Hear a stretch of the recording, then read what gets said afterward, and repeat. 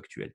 Donc là, je vous ai mis une image, par exemple, que j'ai pris en photo parce que ici, il faut le savoir, les antennes relais, elles peuvent être cachées. Donc là, vous avez 2 belles cheminées.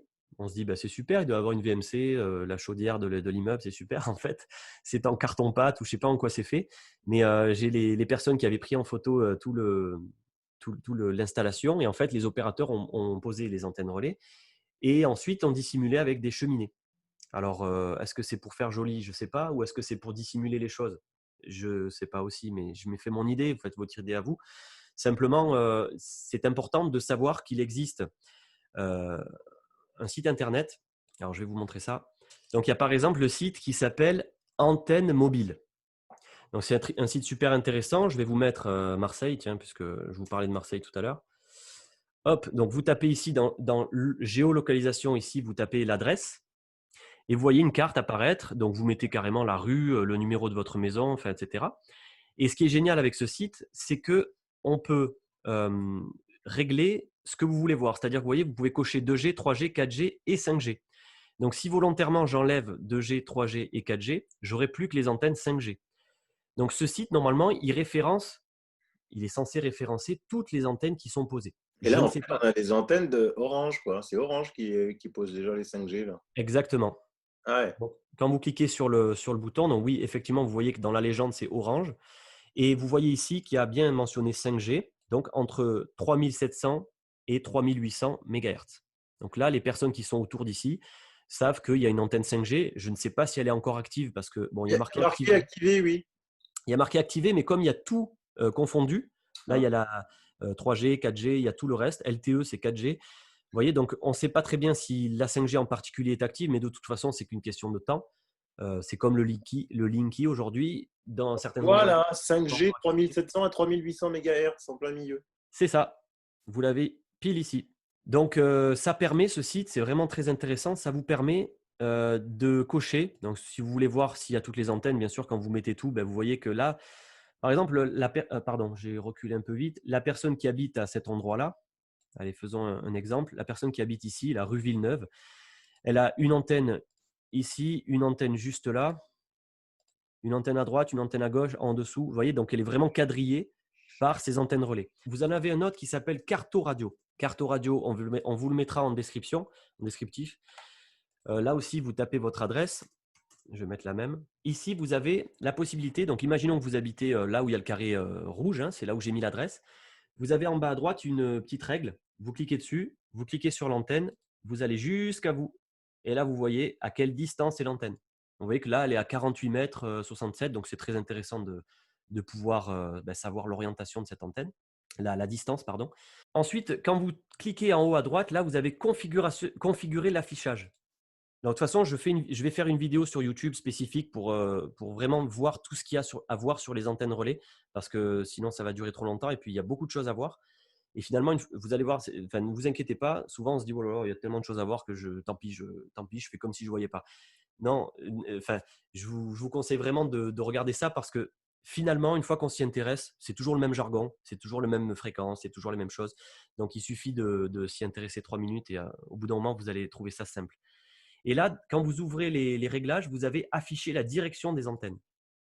Et là, ça, c'est génial parce que vous avez, alors si je zoome un peu plus, non, je ne peux pas zoomer plus, vous avez ici l'antenne, vous voyez qu'elle émet dans cette direction, comme ça, comme ça, comme ça, comme ça. Vous voyez vraiment toutes les directions de l'antenne et c'est intéressant. Par exemple, vous voyez cette antenne-là, elle émet que dans un sens. Donc déjà, si vous habitez ici, vous savez que cette antenne, elle n'est pas en train d'émettre dans votre sens. Il y a sûrement une autre antenne un peu plus loin qui émet dans ce sens-là, peut-être celle-là, pour le fait que vous puissiez capter avec votre téléphone. Mais ça vous permet, comme ça, ces outils-là. En France, on a au moins une législation sur ça qui est rigoureuse. Normalement, toutes les antennes sont répertoriées. Alors là, je vous parle des macro-antennes. Tout à l'heure, au début de la vidéo, je vous disais qu'il y aurait peut-être, au niveau de la 5G, des petites antennes qui allaient être posées sur le mobilier urbain, sur les lampadaires, sur tout ça pour peut-être gérer les voitures autonomes, enfin tout ça. Ça, par contre, c'est pas obligatoire que ça soit référencé sur ce site. Il n'y a pas de législation, en tout cas déjà parce qu'on ne verrait plus rien sur la carte, à mon avis, parce qu'il va y en avoir partout. C'est de la spéculation, mais c'est quand même quelque chose qui arrive à grands pas.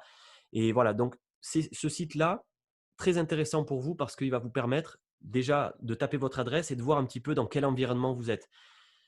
Si vous tapez Paris, là vous allez voir, vous voyez le nombre d'antennes qu'il peut y avoir à Paris.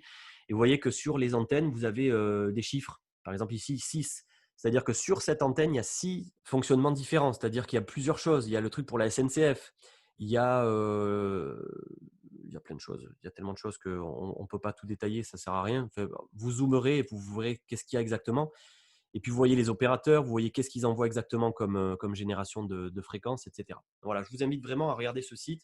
Donc, vous en avez deux, antennemobile.fr et cartoradio.fr. On vous le mettra en dessous de la vidéo. Alors, pour comprendre la différence entre les antennes 2, 3 et 4G et la 5G, on va imaginer ici que vous avez, donc sur cette photo-là, imaginez que les antennes qui sont en haut, elles sont de dos. D'accord? Donc, elles sont dos à nous et face à vous, vous avez une rue, une barre d'immeubles. Les antennes relais 2, 3 et 4G, celles que nous avons déjà depuis des années, elles vont émettre, comme je vous ai dit tout à l'heure, comme un faisceau, comme un projecteur.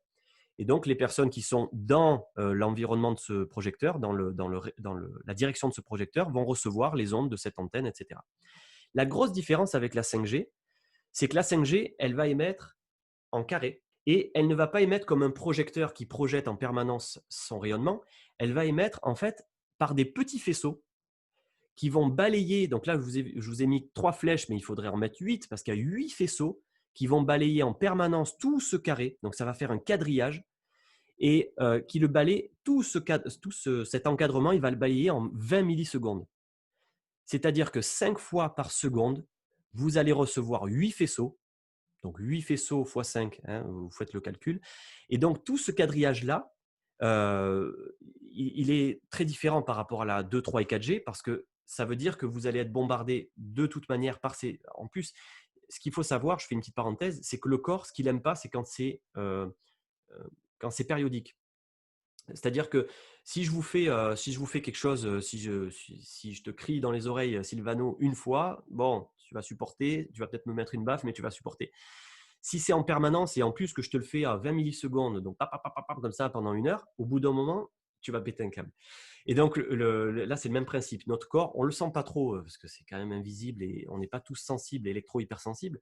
Mais on sait très bien qu'être être dans ce faisceau-là, ça peut être très nocif. Donc, vous voyez que la technologie change. On n'est plus sur un faisceau comme un projecteur, mais plus sur un quadrillage qui va balayer en permanence l'environnement.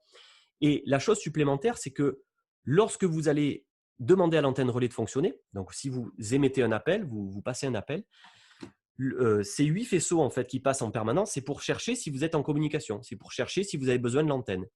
Quand vous allez en avoir besoin, il y a un faisceau fixe qui va se fixer sur l'appareil et qui va vous suivre à la trace. C'est-à-dire que, voilà, au moment où je vais téléphoner, moi, si j'habite dans, vous voyez, je vous ai fait un rond bleu. Si vous habitez ici et que vous mettez en route votre téléphone lorsque la 5G sera activée, eh bien, l'antenne 5G, la génération 5, va avoir la capacité de vous cibler.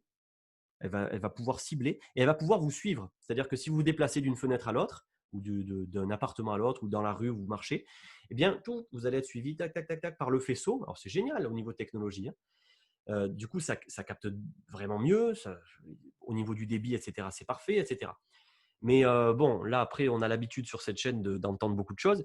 C'est vrai que là, par rapport aux antennes 2, 3 et 4G, on pouvait repérer une personne en disant, voilà, cette personne est dans ce périmètre-là, parce que le téléphone a capté cette antenne relais à ce moment-là. Là, avec la 5G, on passe à un niveau supérieur. On va pouvoir vraiment dire, eh bien, ce téléphone-là, il a émis à cet endroit-là, à tel étage, à tel appartement, à telle fenêtre. Parce que ça devient une technologie du précis, on est ciblé.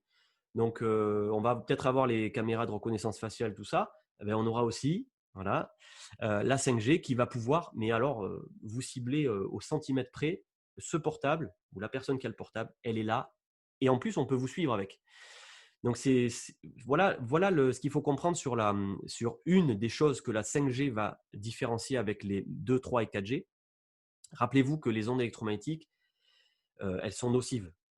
Quelles qu'elles soient, on est tous différents, on va tous le supporter différemment. Par contre, c'est vrai que selon le protocole, eh ben, ça va rajouter une chose supplémentaire à supporter. Donc là, c'est 8 faisceaux qui vont balayer en permanence donc, le quadrillage. Donc là, vous avez une petite photo qui vous montre aussi le même exemple. À gauche, vous avez l'antenne 4G qui rayonne comme un projecteur sur les maisons.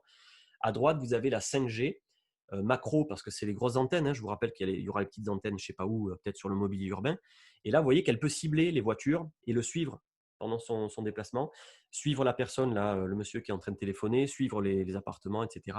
Donc, ça va être pourquoi il y aura plus de débit parce qu'aussi, l'antenne va pouvoir cibler et vous envoyer exactement ce dont vous avez besoin au moment où vous demandez ce que vous avez besoin. C'est quand même important de parler des normes parce que là, encore une fois, moi j'ai beaucoup de personnes, j'ai des traqueurs comme toi, Sylvano. J'ai des gens des fois qui m'attaquent, enfin qui sont peut-être perturbés, ils n'ont pas ça dans leur conscience, ils ne veulent pas ouvrir les yeux sûrement. Euh, c'est que les valeurs officielles en France et en Europe, donc c'est décrété par des décrets, etc. C'est super sérieux, blablabla. Mais finalement, quand vous allez voir sur quoi se basent les valeurs officielles autorisées, vous allez comprendre qu'il y a un problème. Là, ici, vous avez en haut, dans le quadrillage jaune, vous avez la norme officielle qui est autorisée en France. Donc, vous voyez que sur certaines bandes de fréquences, 900, 1800, 2200, peu importe, on voit que la fréquence, l'intensité radiative, elle est mesurée en volts par mètre. Donc, vous avez le V/M, c'est volts par mètre. Quand j'allume cet appareil, ici, vous avez, donc vous voyez, je mets en route, il émet un bruit en plus. Ça, je vais vous en parler, cet appareil, il est génial. Et ici, vous avez une petite diode qui peut monter selon ce qu'il capte, donc en volts par mètre. C'est la valeur officielle en France. On se sert beaucoup du volt par mètre.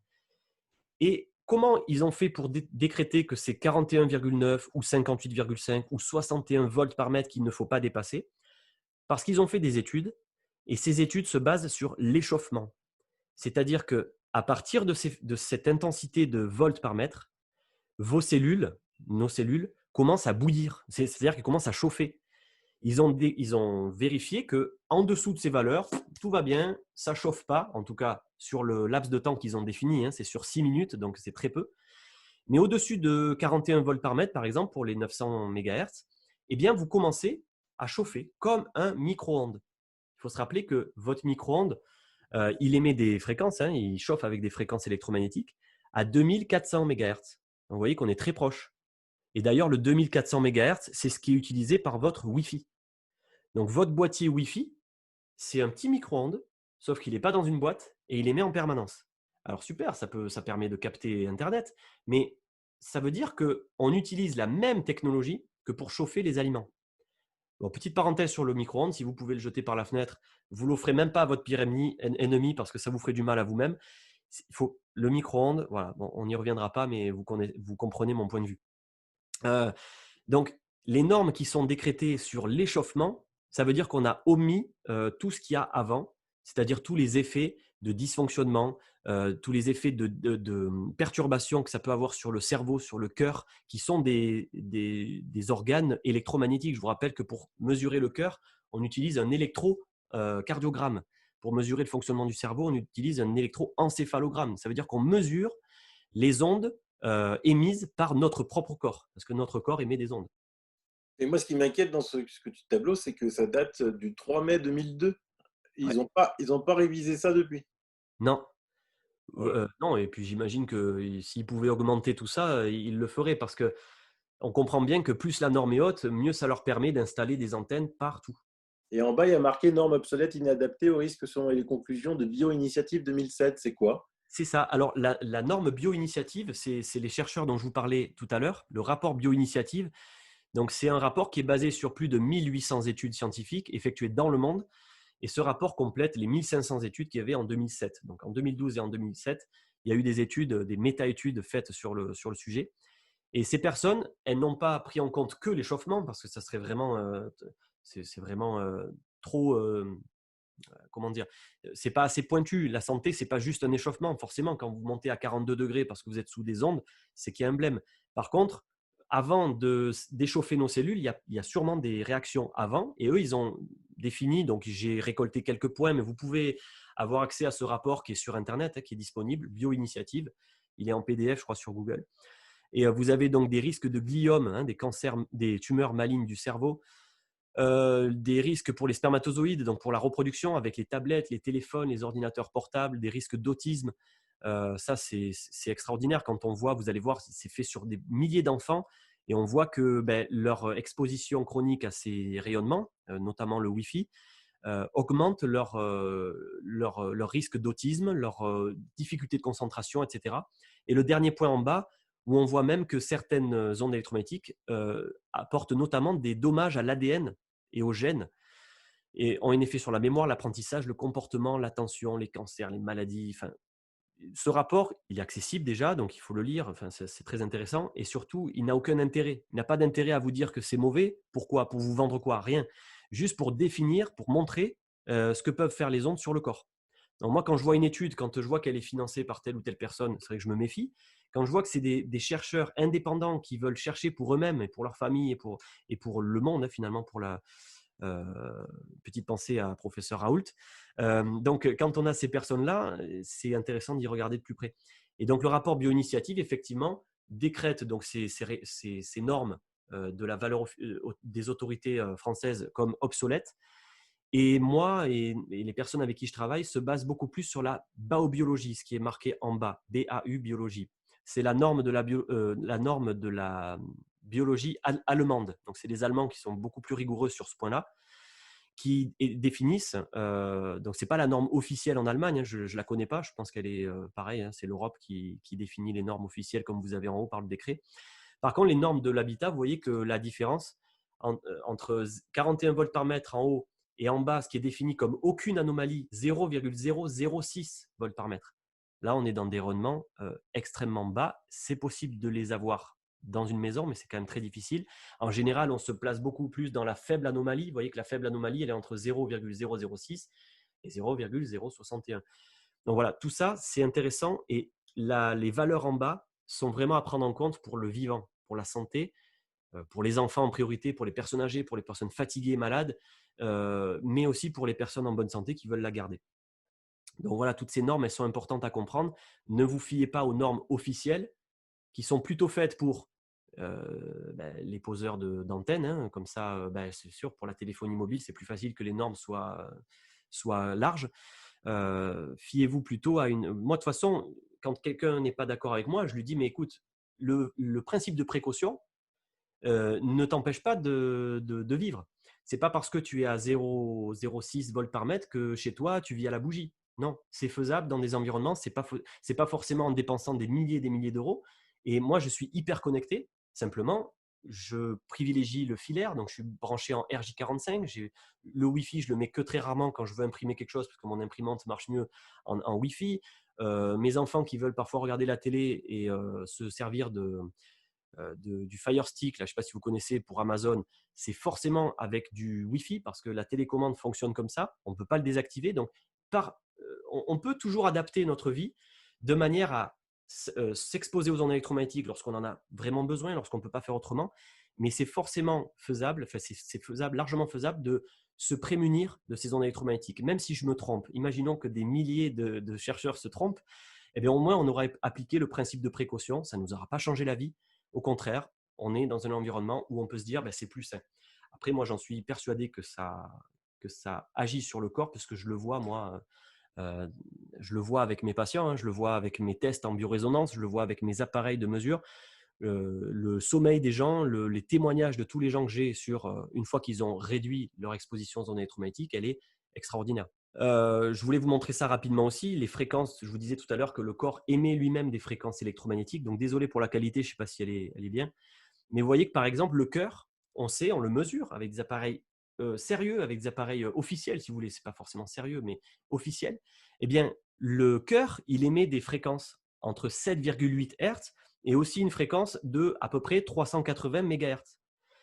Moi, ce qui me fait réagir quand je vois ça, c'est que je me dis, mais 7,8 Hz, ma Wi-Fi, votre Wi-Fi, elle émet, donc tout à l'heure on a dit, elle émet du 2400 MHz ou du 5000 MHz, hein, du 5 gigas. Ça, c'est la fréquence qui permet de transporter les données. Ce que je ne vous ai pas dit tout à l'heure, c'est que votre Wi-Fi, elle est pulsée, c'est-à-dire qu'on n'envoie pas les données en continu, elle envoie par des petits paquets. D'ailleurs, je vais vous faire écouter avec l'appareil, lorsqu'on mesure le Wi-Fi, on dirait un marteau-piqueur. Tac, tac, tac, tac, tac. Le fait que le Wi-Fi envoie comme ça par période, c'est pour permettre de ne pas saturer les lignes, etc. C'est pour des raisons particulières. Mais votre Wi-Fi, les Wi-Fi en général, émettent du 10 Hz. Et c'est très proche de 7,8. Et il y a un chercheur, alors je ne me rappelle plus le nom, mais je vous le mettrai en description. Il y a un chercheur qui a fait un livre et qui a montré que des horloges, lorsqu'elles sont réglées à différentes fréquences, au bout de quelques heures ou même de quelques jours, toutes se mettent sur la même fréquence. C'est-à-dire que lorsqu'une fréquence est proche d'une autre, eh bien, en général, la fréquence qui est plus basse, celle qui est à 7,8, elle va avoir tendance à être attirée par celle de 10 Hz. Donc, votre Wi-Fi qui émet en permanence du 10 Hz, eh bien, votre cœur va être attiré par cette fréquence et on voit des arythmies cardiaques, on voit des malfonctionnements du cœur quand les personnes deviennent sensibles à ces ondes, quand elles ne supportent plus le Wi-Fi. Il y a un reportage qui est super sur YouTube où on voit une personne allongée, elle a les yeux bandés, on ne lui dit pas quand on active le Wi-Fi, mais on mesure son cœur, on mesure son cerveau. Et en direct, on voit, lorsque la Wi-Fi est activée, son cœur se mettre à faire des impulsions, à faire de l'arythmie, parce qu'elle est soumise à ce champ électromagnétique qui est tellement proche du fonctionnement naturel du cœur que ça le perturbe. Regardez à droite, vous avez les organes génitaux qui émettent autour de 3,9 GHz.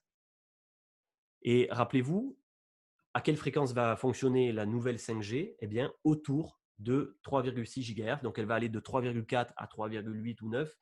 Donc, là aussi, on va arriver à des fréquences qui correspondent à celles de notre corps de manière naturelle.